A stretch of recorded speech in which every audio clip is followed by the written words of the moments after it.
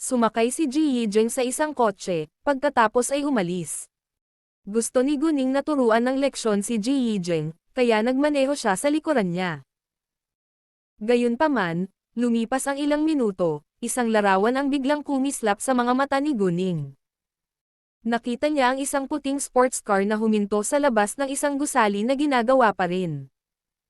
Isang malaking bakal na kahon ang nahulog at tumama sa driver's seat ng sports car. Bagamat hindi makita ni Guning ang mukha ng taong nasa driver's seat, alam niyang maaari itong patayin. Ang mga larawang na flash ng mga mata ni Guning ay nangyari ang lahat sa totoong buhay, kaya hindi nang ahas si Guning na balewalain ito sa pagkakataong ito. Iniwan niya si Ji Yijing at nauna nang nagmaneho papunta sa gusali.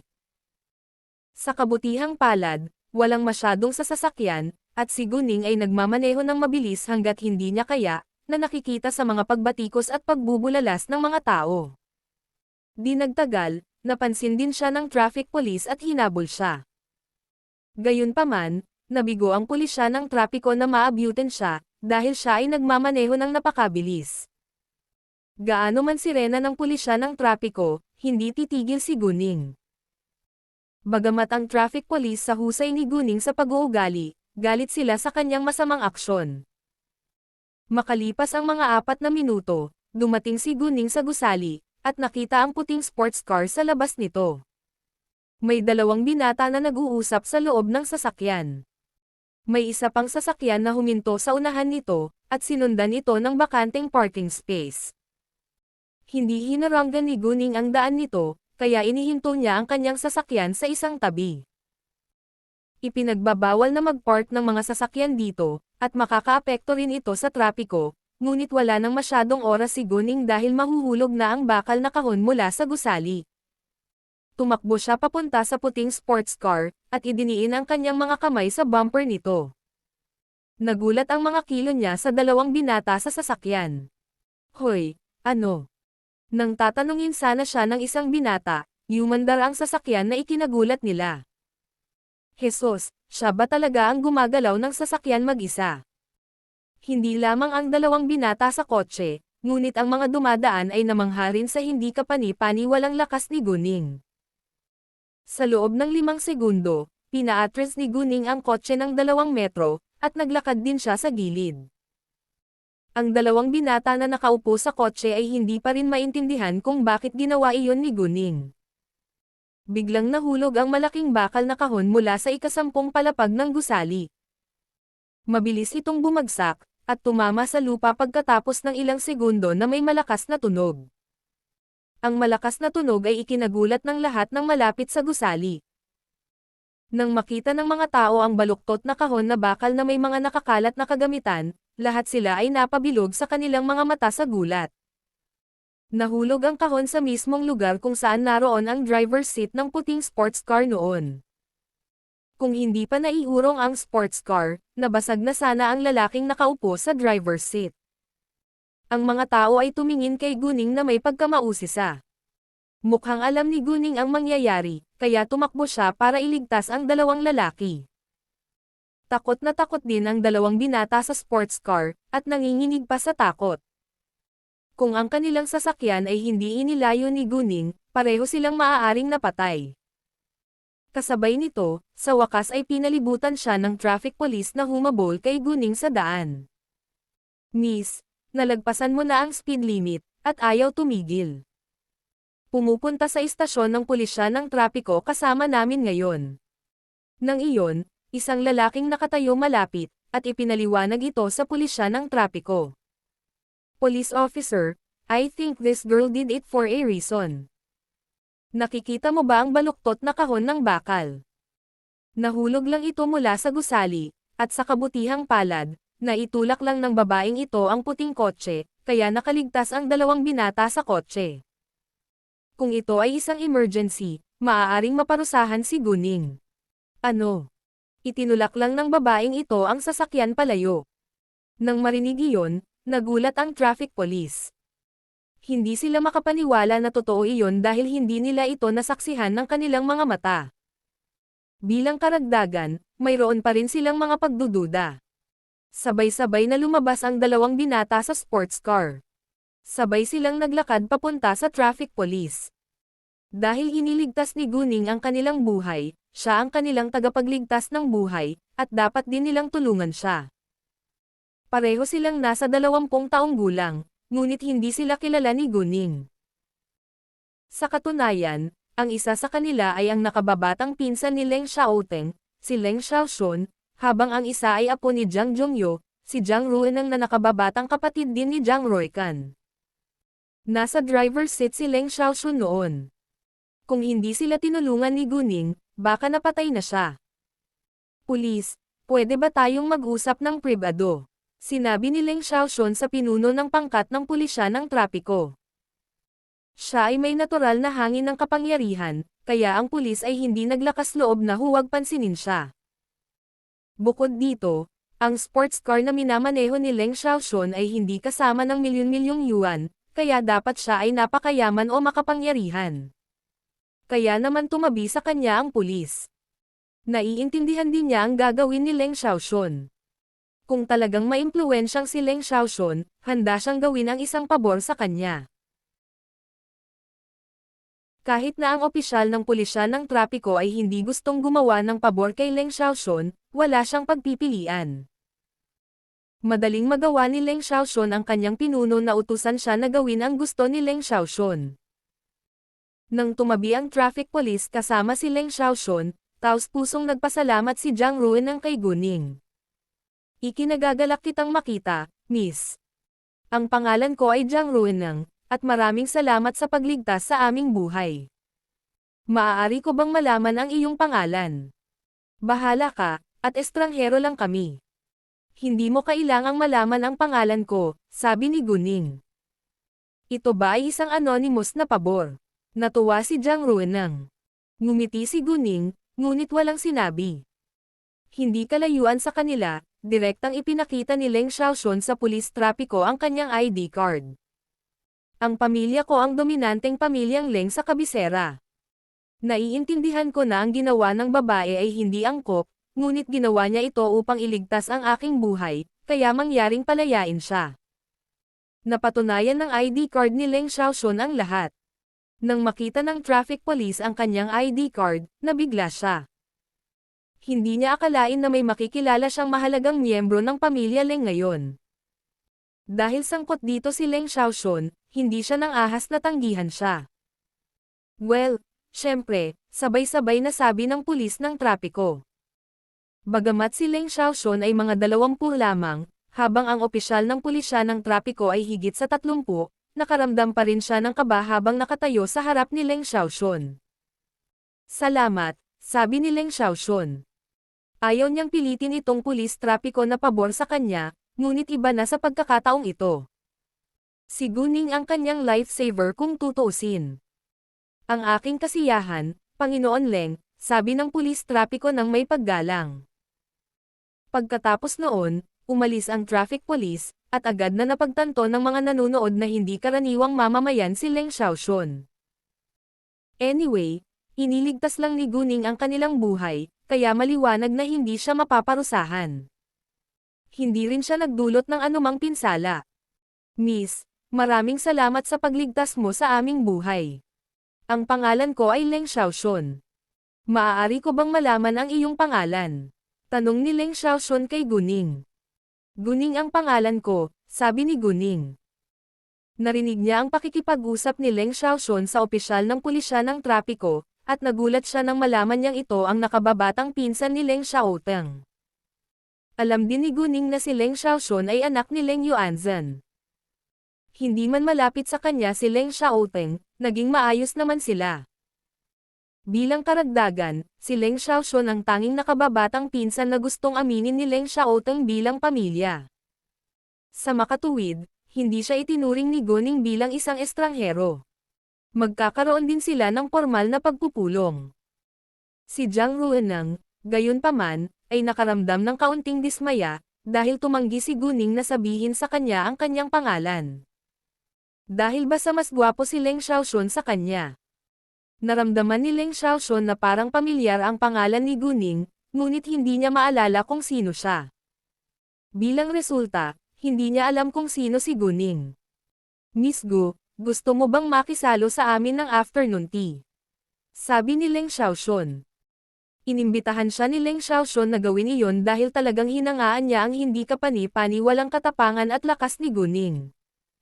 Gusto niyang malaman ang higit pa tungkol sa kanya.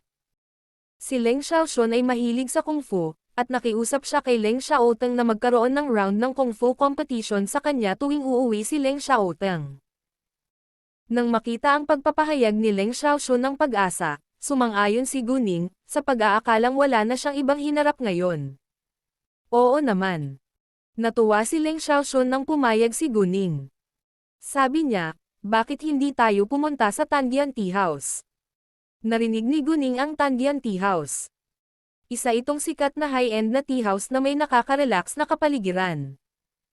Sumakay sila sa sarili nilang mga sasakyan, at umalis papuntang Tandian Tea House. Nang nasa sasakyan na sila, biglang may naalala si Jiang Rueneng at tinanong si Leng Xiaoxun, Xiaoxun, hindi ba dapat hintayin natin ang iyong pinsan na si Zhao Len? Hindi. Tawagan siya at sabihin sa kanya na sumakay ng taxi pauwi ng mag-isa, sabi ni Leng Xiaoxun. Nag-resign si Jiang Rueneng, pagkatapos ay tinawag ang nakatatandang pinsan ni Leng Xiaoxun, si Yu Zhaolan.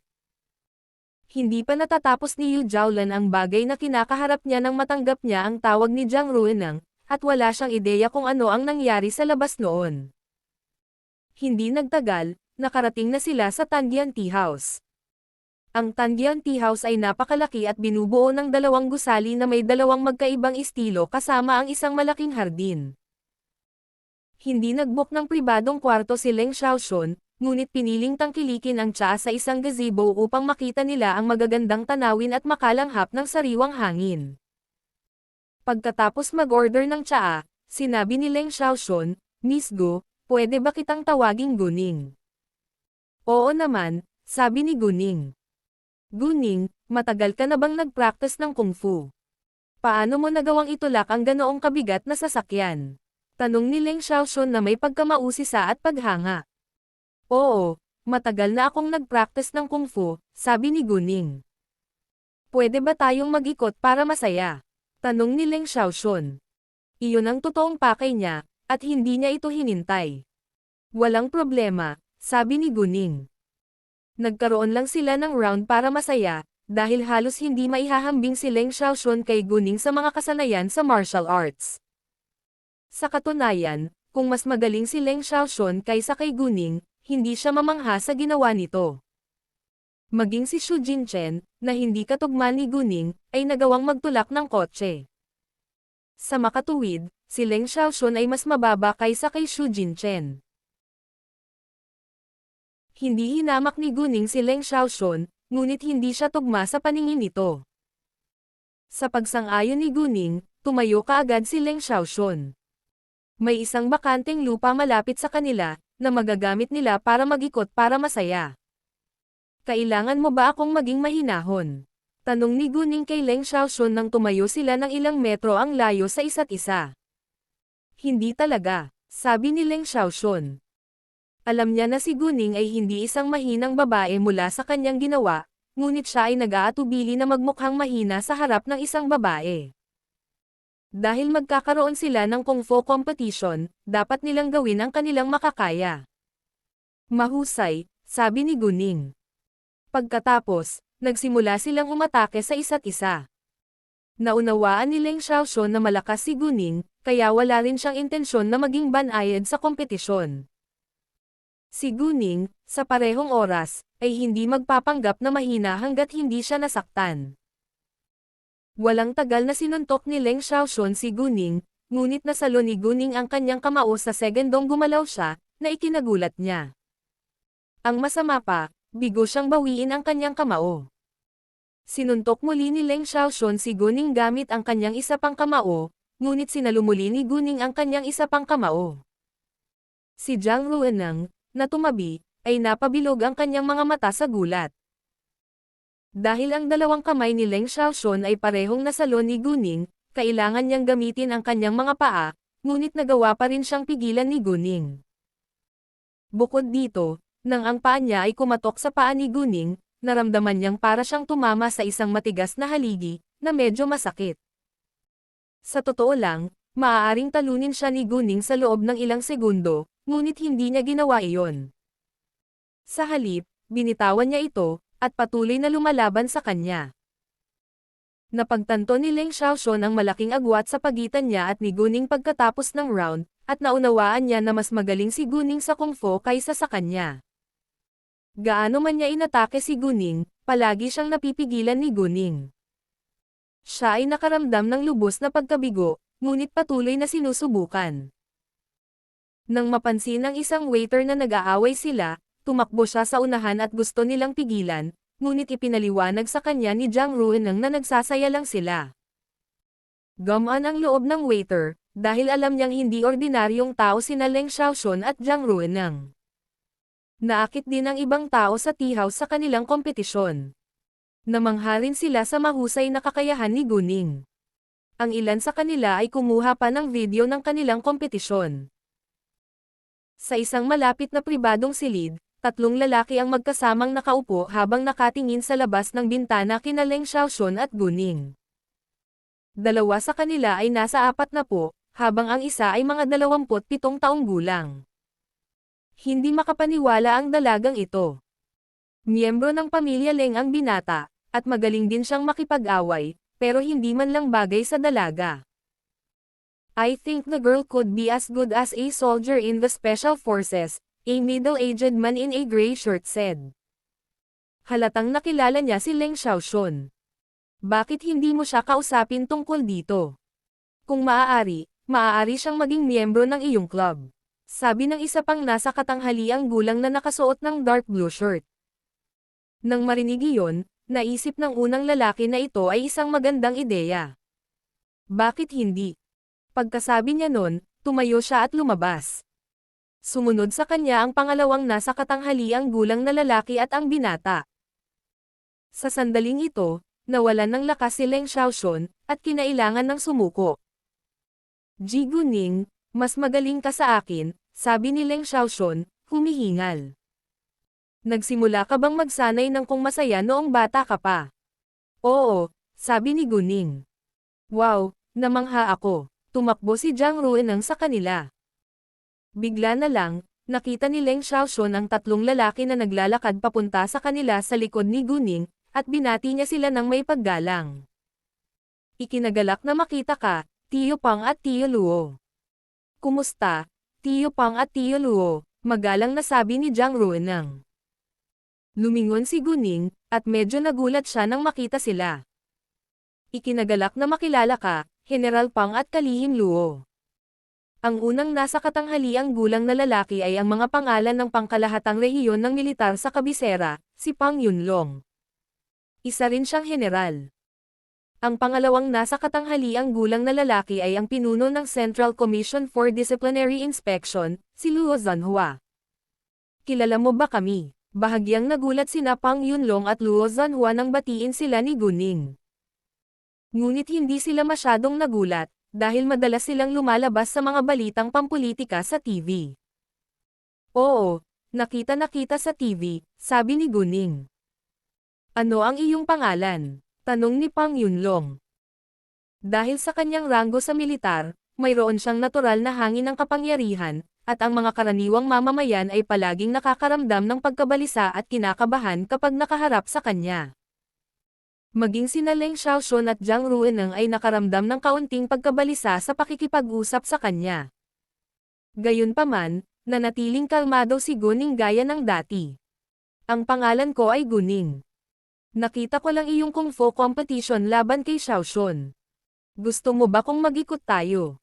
Tanong ni Pang Yunlong. Bagamat si Pang Yunlong ay 40 na, siya ay isang mahusay na sinanay na sundalo. Oo naman, sumang-ayon si Guning. Ito ay isang magandang pagkakataon para sa kanya upang isagawa ang kanyang mga kasanayan. Ang iba ay tumabi lahat, at nag-iwan ng sapat na espasyo para kina Pang Yunlong at Guning.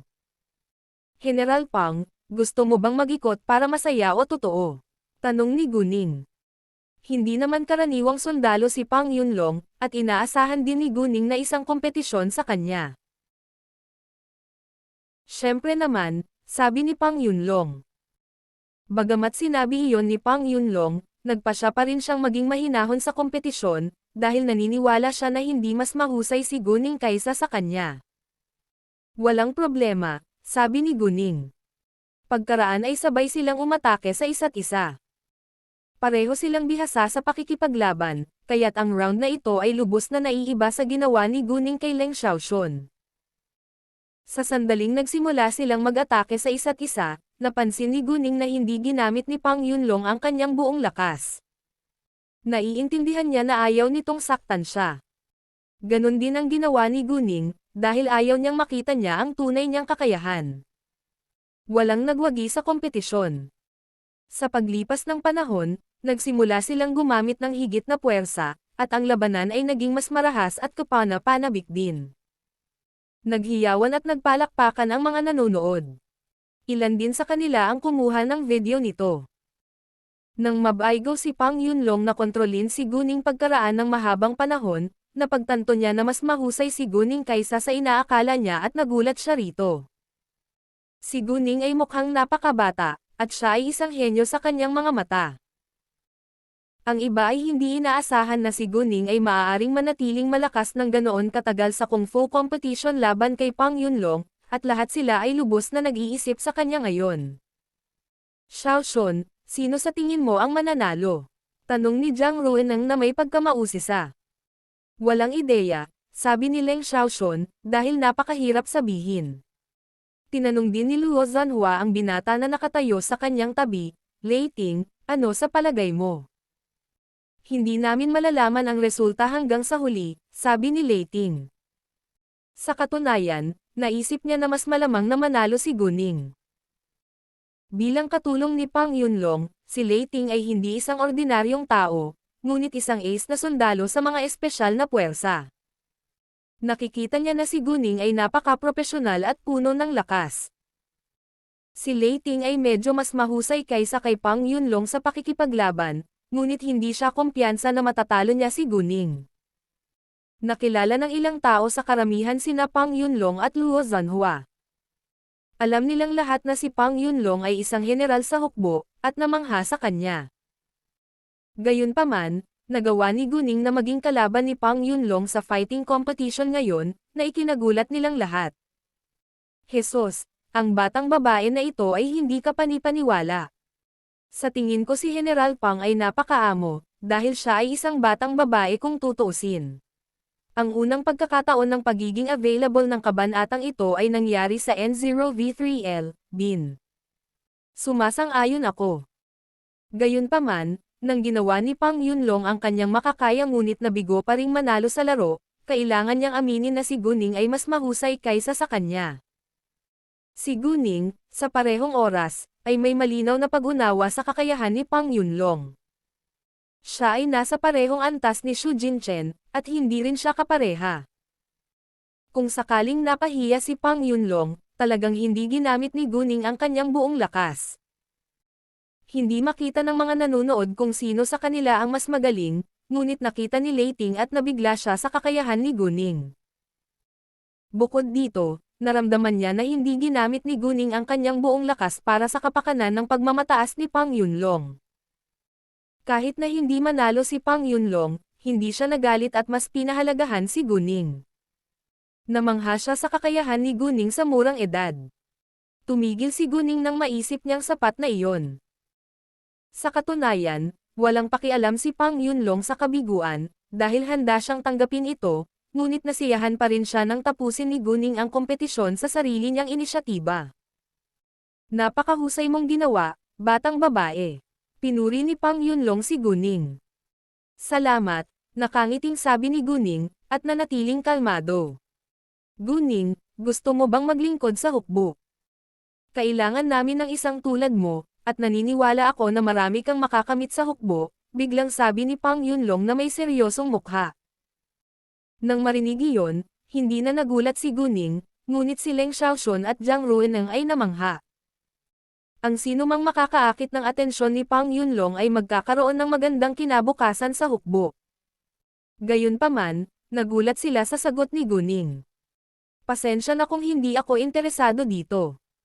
Gustong-gusto kong magpatakbo ng mga negosyo, at isa pa akong high school student ngayon. Tinanggihan ni Guning ang alok ni Pang Yunlong. Nagulat din si Pang Yunlong sa pagtanggi ni Guning. Hindi niya inaasahan na malalaman niya na high school student pa ito.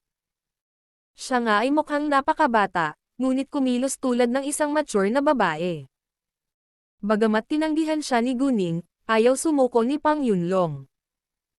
Maaari mong pagsilbihan ang ating bansa sa pamamagitan ng pagsali sa hukbo.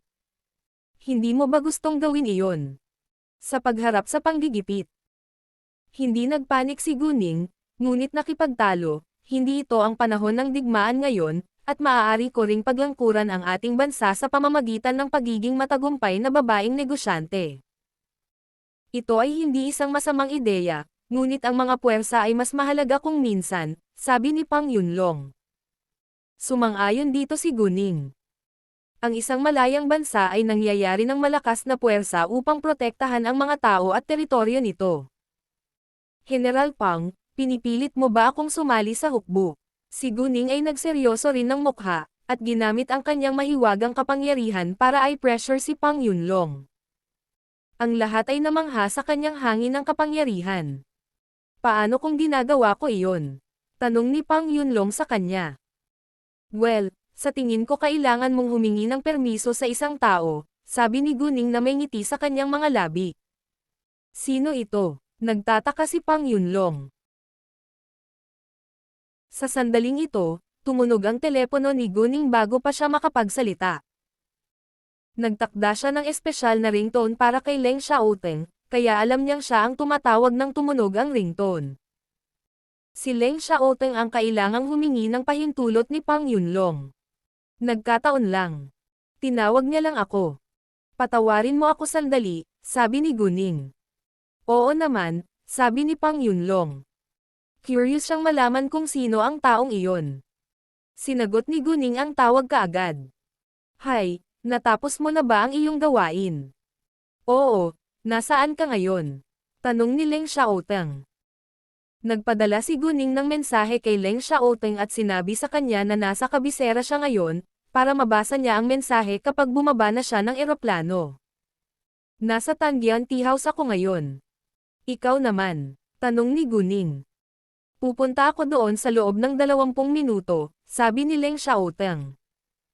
Hindi siya kalayuan sa Tangian Tea House. Mahusay, sabi ni Guning, pagkatapos ay ibinaba ang tawag. Pagkatapos, lumingon siya para tingnan si Pang Yunlong. General Pang, malapit nang dumating ang taong kailangan mong humingi ng permiso. Gusto mo bang hintayin siya? Walang problema, sabi ni Pang Yunlong. Wala naman siyang planong umalis kaagad dito kung tutuusin. Pagkatapos ay inimbitahan ni Pang Yunlong si Guning at ang iba pa na maupo sa pribadong silid na kanyang nabok. Hindi mapalagay sina Leng Xiaoxun at Jiang Rueneng, ngunit nanatiling kalmado si Guning. Sa totoo lang, parehong interesado sina Leng Xiaoxun at Jiang Rueneng tungkol sa taong iyon, ngunit hindi angkop para sa kanila na itanong ang tanong na iyon sa sandaling ito. Pagkatapos ibaba ang tawag kay Guning, tinawagan ni Leng Xiaoteng si Master Leng. Hi, Lolo, sabi ni Leng Xiaoteng. Nasa kabisera ka na ba ngayon? Tanong ni Master Leng. Oo, sabi ni Leng Xiaoteng. Magaling, halika at kumain sa amin kasama si Girl Gu ngayong hapon, sabi ni Master Leng. Kailangan ko muna siyang tanungin, sagot ni Leng Xiaoteng. Nangakong bibisitahin niya ako, kaya kailangan mong umuwi ngayong hapon para makisalo sa akin. Sabi ni Master Leng. I think I need to ask her for her opinion muna. Paano kung busy siya ngayong hapon? Giit ni Leng Xiaoteng. Nang marinig iyon, naalala ni Master Leng na si Guning ay isang abala, matagumpay na negosyante, kaya pumayag siya. Sige, tanungin mo siya kung libre siya ngayong hapon. I will, sabi ni Leng Xiaoteng bago niya ibinaba ang tawag. Tinanong ni Pang Yunlong si Guning nang makaupo na silang lahat sa pribadong silid. Guning, sinabi mo sa akin na mahilig kang magpatakbo ng negosyo. Magkano ang alam mo tungkol dito? Hindi madaling magpatakbo ng isang kumikitang kumpanya, at maaaring mayroon kang mga hindi pa nababayarang utang. Si Guning ay isang high school student pa lamang, kaya naisip ni Pang Yunlong na wala siyang masyadong alam tungkol sa pagpapatakbo ng negosyo. Maging ang ibang mga tao sa silid ay may parehong ideya. Totoo rin ang sinabi ni Pang Yunlong. Ngumiti si Guning at sinabing, "Bueno, may alam ako tungkol sa pagpapatakbo ng negosyo, ngunit maaari akong kumuha ng mga taong maaaring gawin ito para sa akin, at maaari akong maging boss o mamumuhunan. Paano mo matitiyak na gagawin nila ang kanilang makakaya at mananatiling tapat sa iyo?" Tanong ni Pang Yunlong. Gusto ko talagang itanong sa iyo ang parehong tanong, General Pang. Hindi ka ba natatakot na hindi ako manatiling tapat sa iyo? Tanong ni Guning. Si Pang Yunlong ay natigilan saglit, at hindi alam kung ano ang sasabihin. Sa kanyang pagtataka, si Guning ay may red alonggab. Natuwa si Luo Zhanhua nang makita ang ekspresyon ni Pang Yunlong. Inaasahan niyang si Pang Yunlong ay maaaring maging miyembro ng Special Forces ang isang talentadong babae, ngunit ayaw niyang mapilitan si Guning na sumapi sa hukbo. Hindi ko alam na may regalo ka pala kay Gab. Sabi ni Pang Yunlong. Haha, bahaging natawa si Guning. Umiling si Pang Yunlong, at ibinaba ang paksang ito. Girl Gu, anong industriya ang sasalihan mo? Tanong ni Luo Zhanhua. Mga alahas, antique, real estate, hotel, restaurant, shopping mall, entertainment industry, skincare products, at iba pa. Ginagawa ko sila ngayon, sabi ni Guning. Iyan ang ilang mga industriya na nasasangkot na ngayon ni Guning, ngunit naisip nila na ambisyon niya lang iyon. Ambisyoso ka talaga. Kaya mo bang gawin ang lahat ng ito? Dapat ay down to earth ka, sabi ni Pang Yunlong. Bagamat talagang mahusay si Guning sa kung fu, hindi niya akalain na magaling din siya sa negosyo. Naiintindihan ko. To be honest with you, kasali na ako sa mga industriyang iyon ngayon, nakangiting sabi ni Guning. Ano? Nang marinig iyon, nagulat ang lahat. Oo, tama ang narinig mo sa akin, sabi ni Guning. Gayunpaman, walang sino man sa kanila ang makapaniwala sa kanilang mga tainga. Kung totoo ito, tiyak na napakayaman ni Guning. Ano ang pangalan ng iyong kumpanya? Tanong ni Pang Yunlong. Ang Jade Beauty Jewelry, Xiangdian Antique Store, Kuzi, Cola Ine, at Fenghua Entertainment ay ang aking mga sikat na kumpanya sa kabisera, habang ang ilan ay nasa ibang mga lungsod, sabi ni Guning. Ikaw ang boss nila, namangha si Luo Zhanhua, dahil lahat iyon ay mga sikat na kumpanya sa kabisera ngayon. Hinding alam ni Pang Yunlong ang tungkol sa kanila, ngunit alam niya na tiyak na napaka-impluwensya nila nang makita ang ekspresyon ni Luo Zhanhua. Guning, hindi nakakagulat na naramdaman kong pamilyar ang pangalang ito. Ikaw ang may-ari ng Jade Beauty Jewelry, Xiangdian Antique Store, Cola Ine, Kuzi, at Fenghua Entertainment. Sabi ni Leng Xiaoxun na may malaking pagtataka. Namangha din si Jiang Ruan nang matapos malaman ang mga kumpanya ng Guning. Hindi pa nila alam ang balita tungkol kay Guning sa internet, o mas mabigla sila. Oo, pagmamayari ko silang lahat. General Pang. Marahil ay wala kang masyadong alam tungkol sa kanila, ngunit maaari mong tanungin si Secretary Luo kung ako ay mahusay sa pagpapatakbo ng mga negosyo, sabi ni Guning nang may kumpiyansa. Agad na lumingon si Pang Yunlong kay Luo Zhanhua, at sinabi ni Luo Zhanhua kay Guning, isa kang henyo sa negosyo. Isang henyo sa negosyo, nakahinga ng maluwag si Pang Yunlong. Isang napakataas na papuri, lalo na mula kay Luo Zhanhua. Pagkatapos, sinabi ni Luo Zhanhua kay Pang Yunlong ang ilang detalye tungkol sa mga kumpanyang iyon, at natigilan si Pang Yunlong. Talagang henyo si Guning sa negosyo. Naitatag mo ba ang lahat ng ito sa iyong sarili? Nahirapang paniwalaan si Pang Yunlong. Hindi nakaramdam ng sama ng loob si Guning sa pag-aalinlangan ni Pang Yunlong, dahil alam niyang napakabata pa niya para maging matagumpay. Oo, sabi ni Guning nang may katiyakan. Bagaman gumawa lang ako ng ilang pamumuhunan at itinatag ang mga ito sa aking makapangyarihang koneksyon din, tiwala ako na napakalaki ng mga ito. Hindi nakakahiya na nakakuha siya ng tulong mula sa iba para itayo ang kanyang mga kumpanya. Natigilan si Pang Yunlong, at hindi alam kung ano ang sasabihin. Sa sandaling ito, muling nagring ang telepono ni Guning, at sinabi sa kanya ni Leng Xiaoteng na nasa tea house siya ngayon.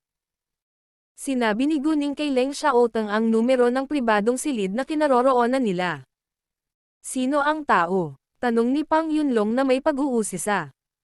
Boyfriend ko, sabi ni Guning na may masayang ngiti.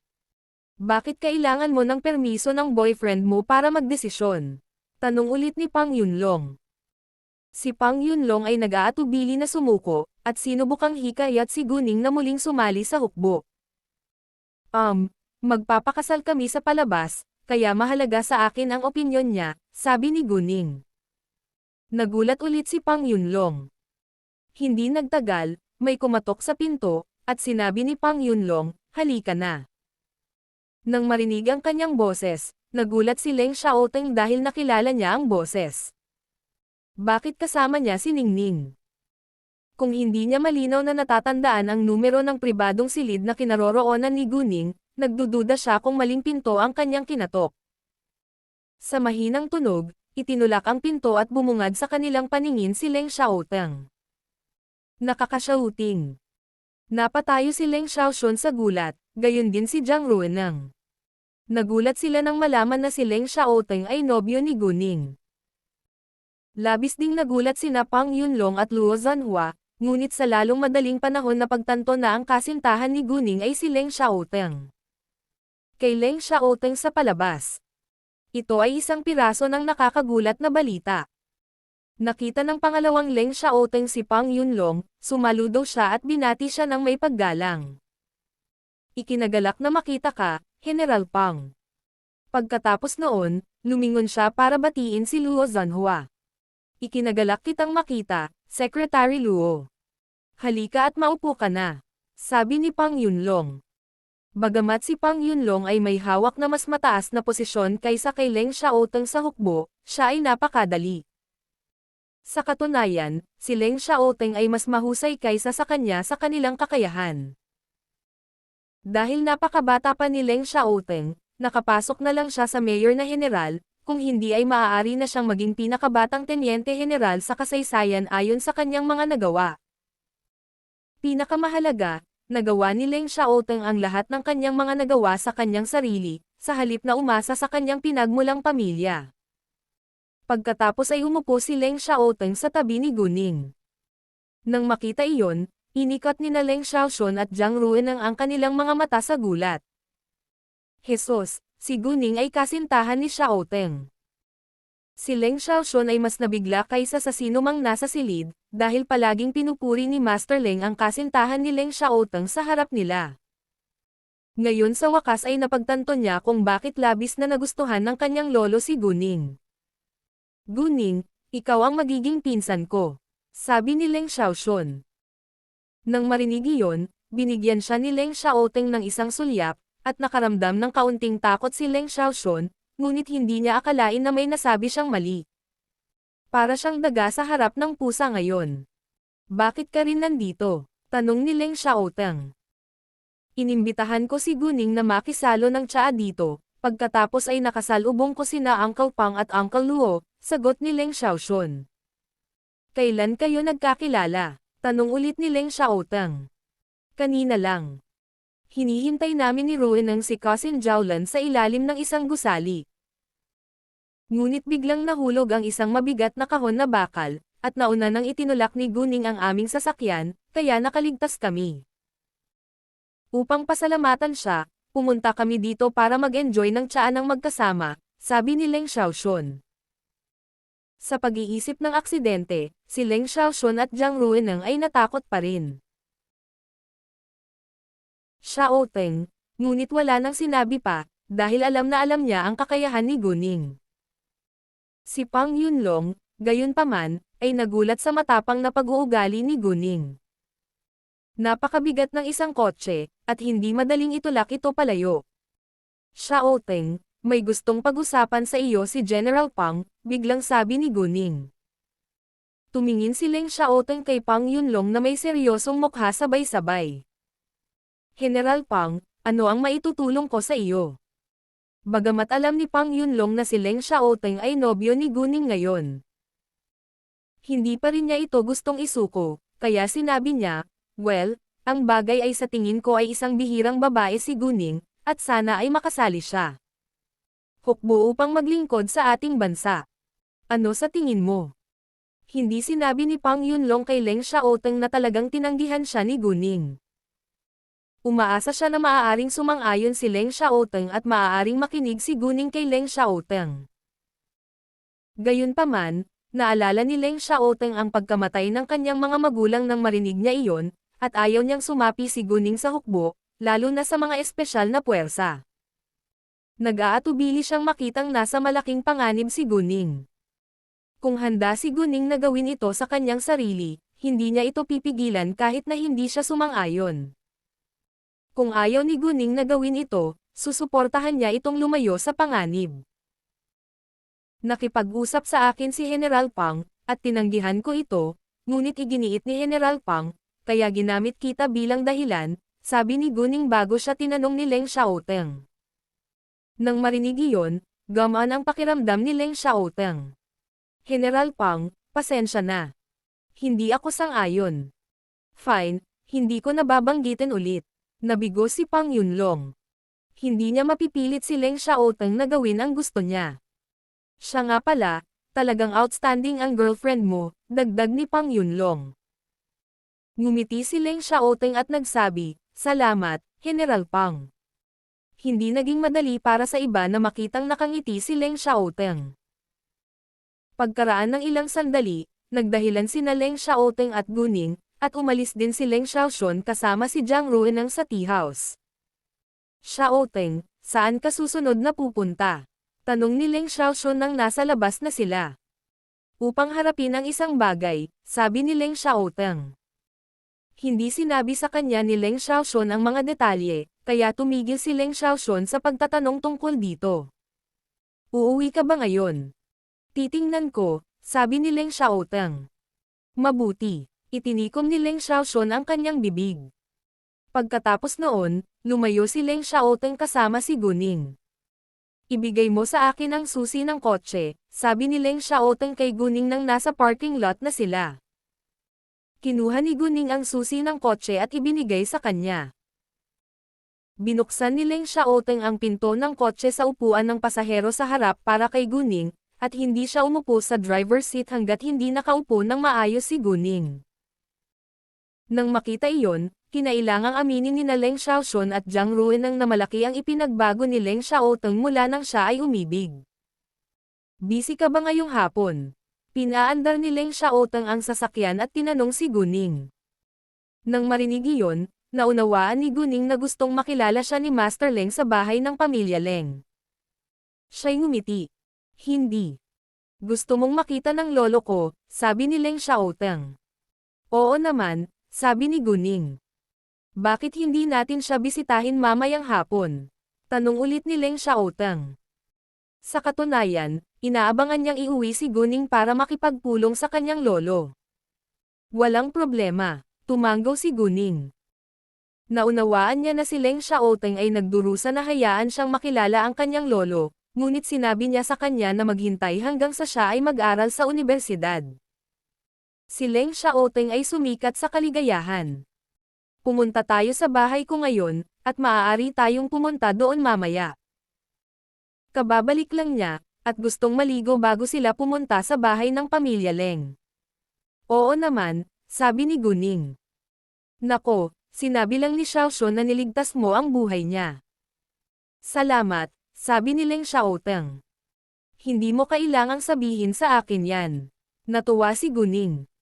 Dapat ako dahil sa napakagandang bagay na nagawa mo, sabi ni Leng Xiaoteng.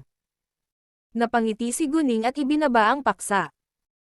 Nang wala na sina Leng Xiaoteng at Guning, tinawagan ni Leng Xiaoxun si Master Leng, at sinabi sa kanya ang kanyang pinagdaanan ngayon.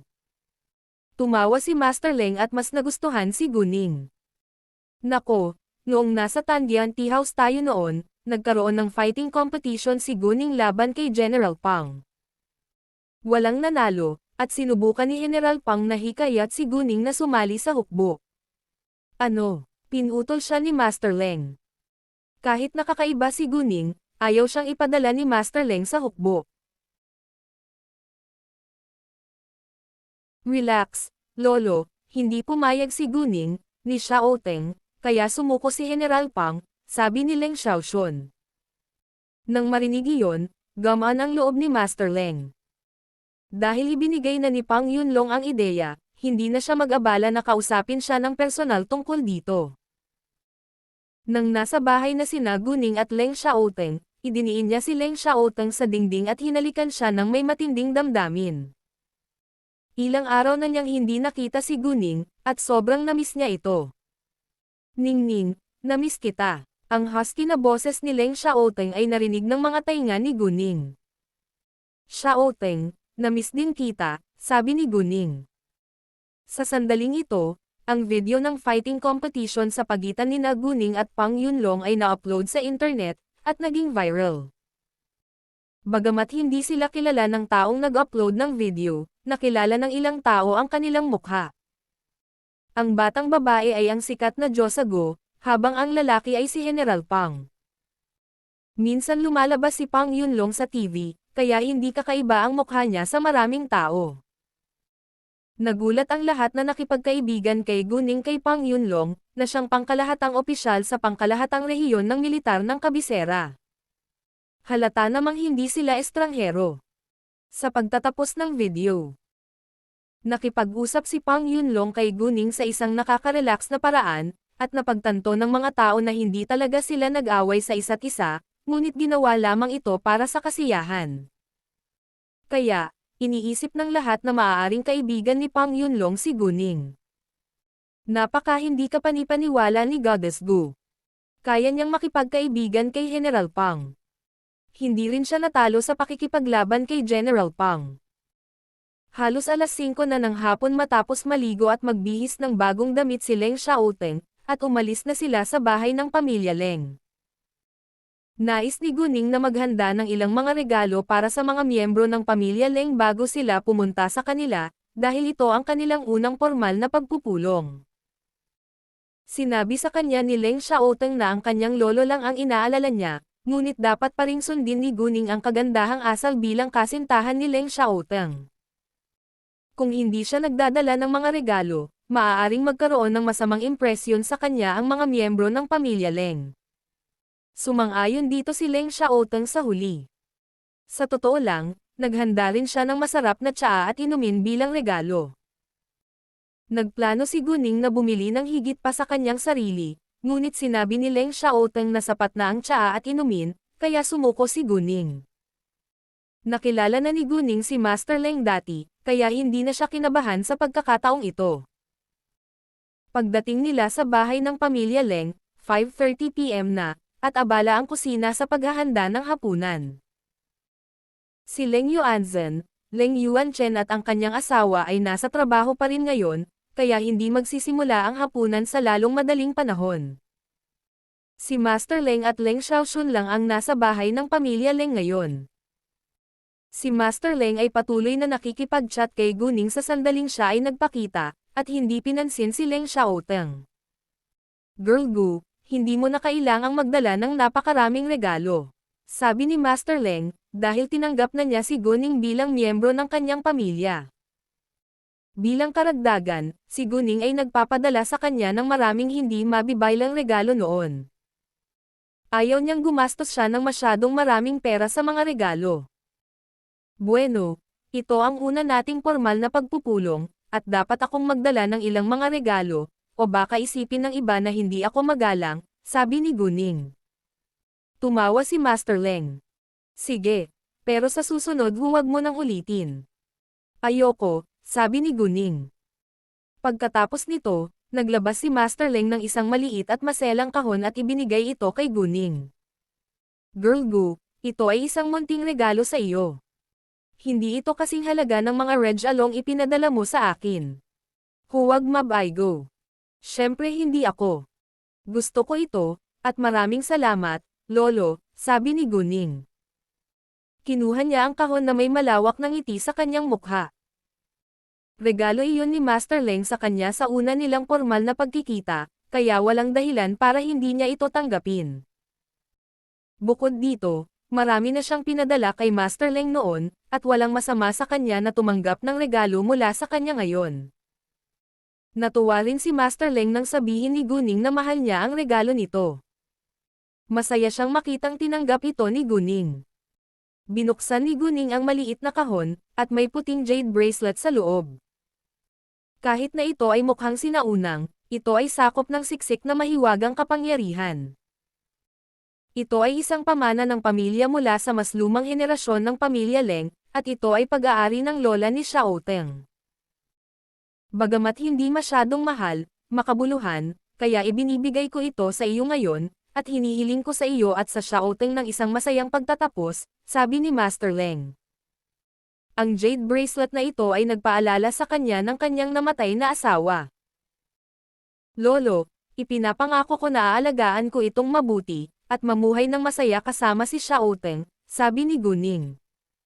Magaling, magaling. Nang marinig iyon, halos mapaiyak si Master Leng.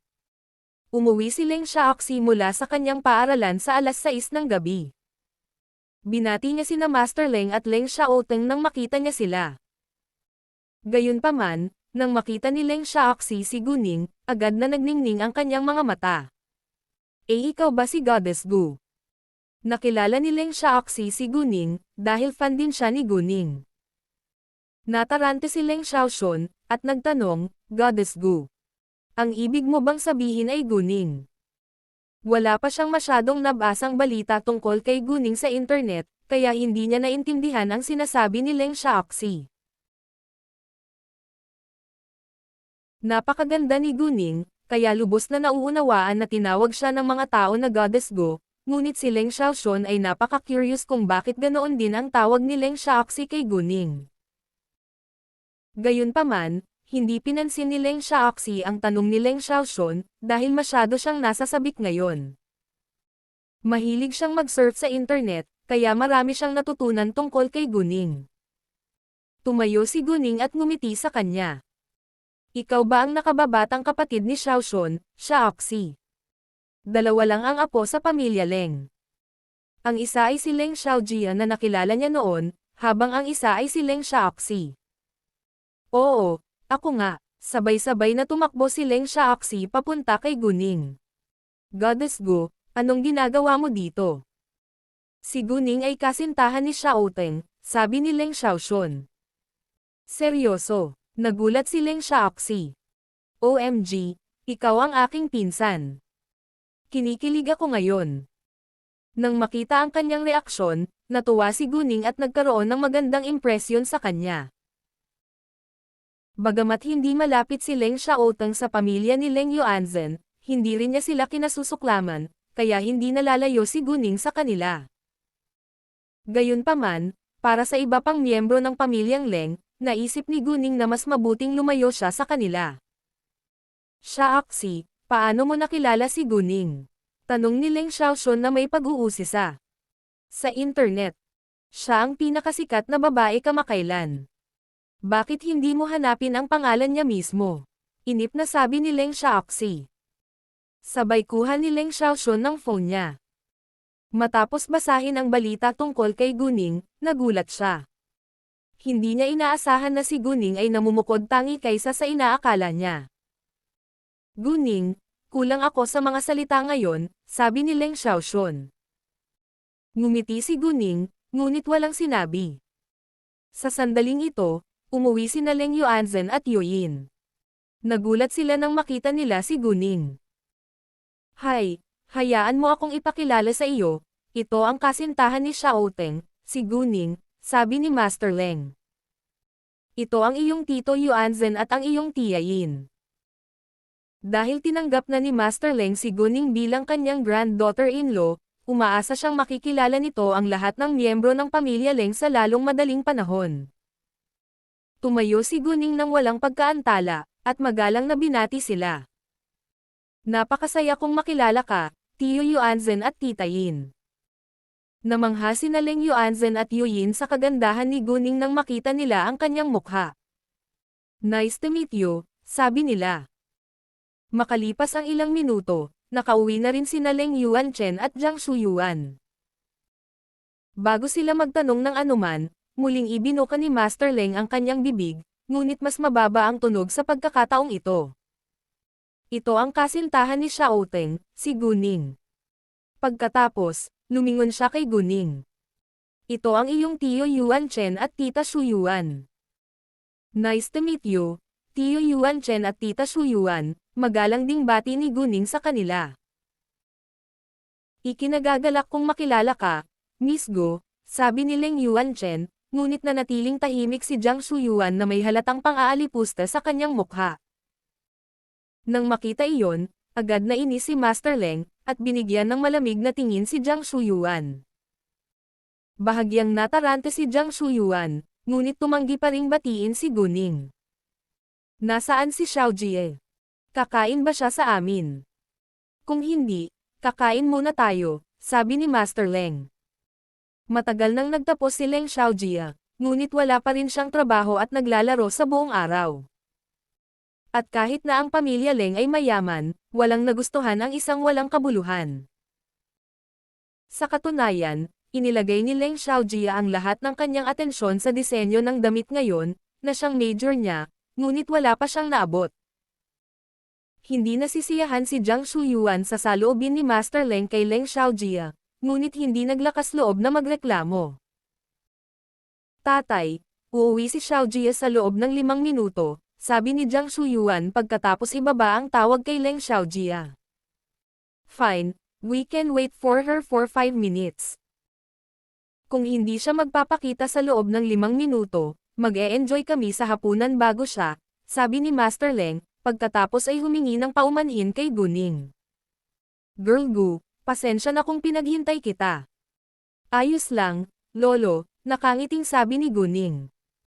Nakaramdam ng dismaya si Jiang Shuyuan na si Master Leng ay napakabait at banayad kay Guning.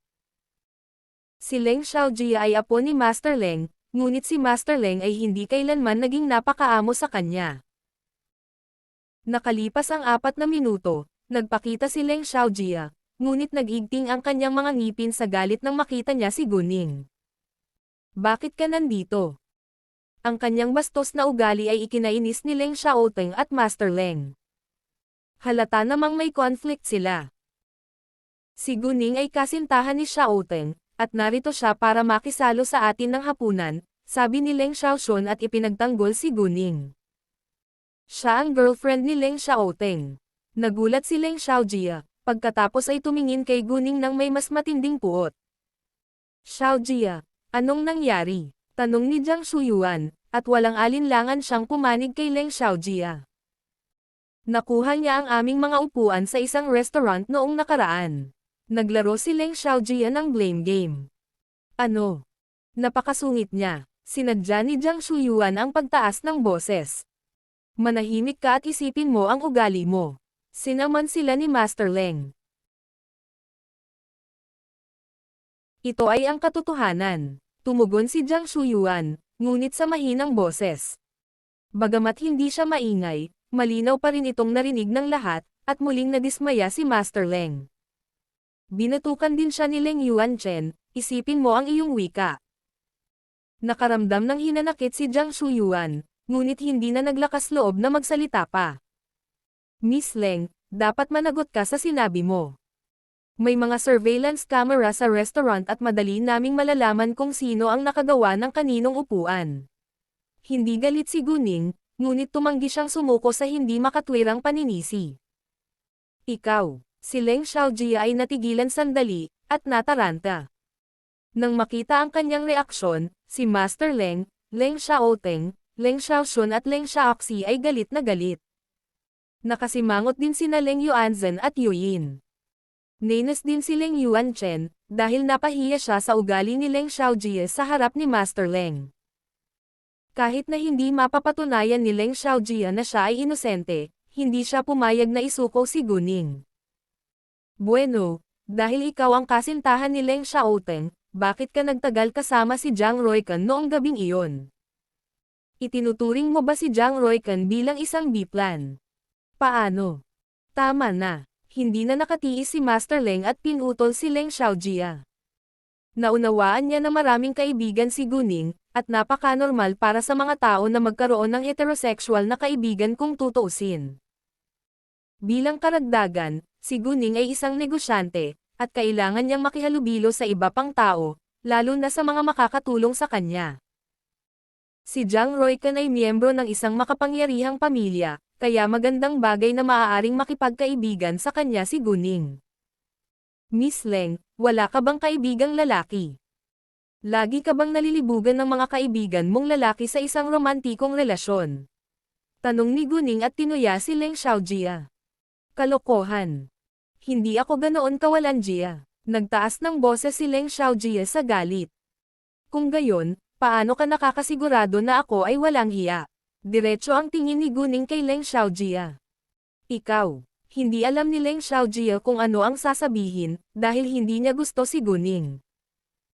Kasabay nito, nakaramdam din siya ng matinding pressure mula kay Guning at nagalit dahil sa kahihiyan. Hindi lahat ay umaasal tulad mo, Leng Xiaojie. Pinutol sila ni Leng Xiaoshun, at ipinagtanggol si Guning. Hindi bagay sa iyo. Inilabas ni Leng Xiaojie ang kanyang galit kay Leng Xiaoshun. Alam mo nagsasabi ako ng totoo, sabi ni Leng Xiaoshun. Alam niya na si Leng Xiaojie ay hindi isang masunuring tahimik na babae. Ikaw, pinandilatan ni Leng Xiaojie si Leng Xiaoshun.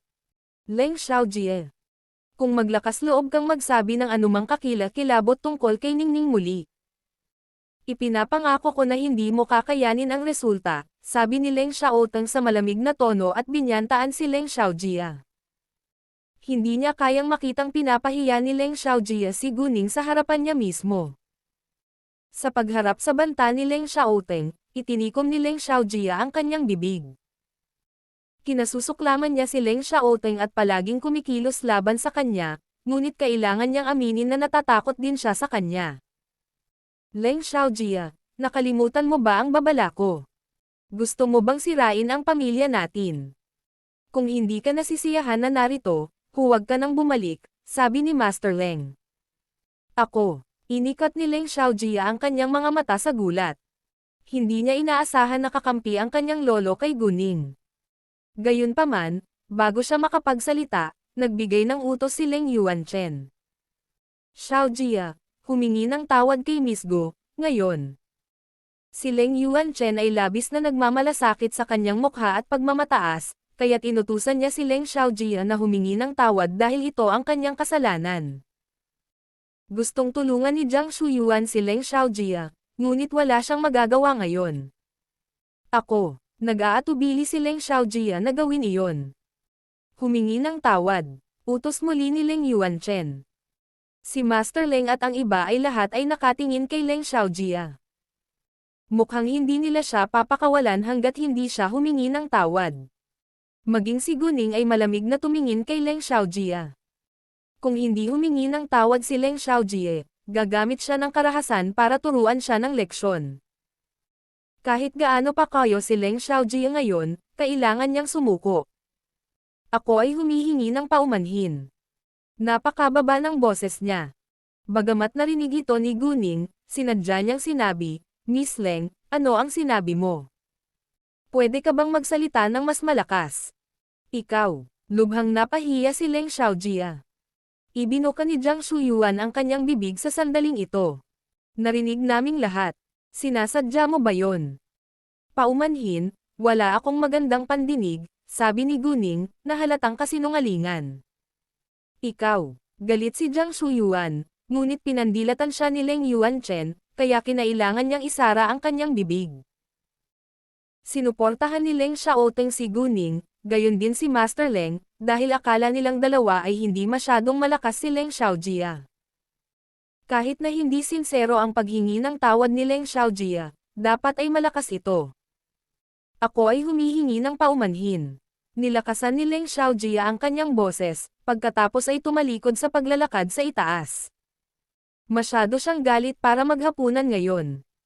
Walang pumihil sa kanya, at hindi naman masama na wala siya sa hapunan.